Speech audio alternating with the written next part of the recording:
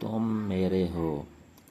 رات کا سکون تھا، چاند اپنی روشنی میں گم تھا اور مہوش اپنے کمرے کی کھڑکی سے چاند کو دیکھ رہی تھی۔ اس کی آنکھوں میں انتظار تھا، انتظار اس شخص کا جو اس کے دل کے قریب تھا۔ وقت دھیرے دھیرے گزر رہا تھا جب اچانک اس کا فون بجتا ہے۔ اس نے دیکھا کہ احسن کی کال ہے۔ اس نے کہا، مہوش میں نیچے ہوں، تم سے ضروری بات کرنی ہے، جلدی سے نیچے آؤ۔ مہوش کا دل ایک دم تیز دھڑکنے لگا۔ وہ جلدی سے نیچے گئی، دروازہ کھولا اور سامنے احسن کو دیکھا۔ اس کی آنکھوں میں فکر تھی۔ مہوش ہلکا سا مسکراتے ہوئے بولی، تم اچانک اتنی رات کو، سب ٹھیک تو ہے نا؟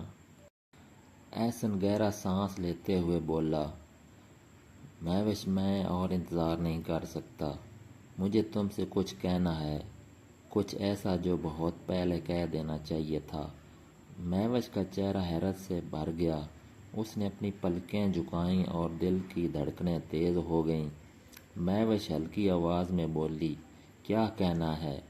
احسن نظریں ملاتے ہوئے، مہوش تمہارے بغیر میری زندگی ادھوری ہے، ہر پل تمہارا خیال رہتا ہے، میں تم سے محبت کرتا ہوں اور چاہتا ہوں کہ ہمیشہ تمہارے ساتھ رہوں۔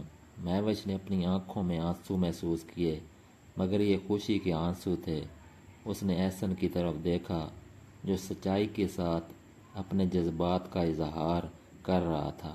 مہوش ہلکی سی مسکراہٹ کے ساتھ بولی، احسن میں بھی تم سے محبت کرتی ہوں، لیکن تم جانتے ہو کہ میرے خاندان کے لیے رشتوں میں کتنی مشکلات ہوتی ہیں، میرے والدین کی توقعات، ان کی امیدیں۔ احسن سمجھداری سے بولا، مجھے پتہ ہے مہوش، لیکن میں تمہارا ساتھ کبھی نہیں چھوڑوں گا، ہم مل کر سب مشکلات کا سامنا کریں گے، تم صرف یہ کہو کہ تم مجھے اپنی زندگی کا حصہ بنانا چاہتی ہو۔ مہوش نے تھوڑی دیر کے لیے خاموشی اختیار کی، پھر اس نے ہاتھ آگے بڑھایا اور احسن کا ہاتھ تھام لیا۔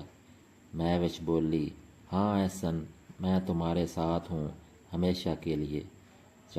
چاندنی رات میں دونوں کو بیچ ایک نیا رشتہ بنا، جس میں محبت، وفاداری اور انتظار تھا، اور پھر وہ رات دونوں کے لیے ایک نئی شروعات بن گئی۔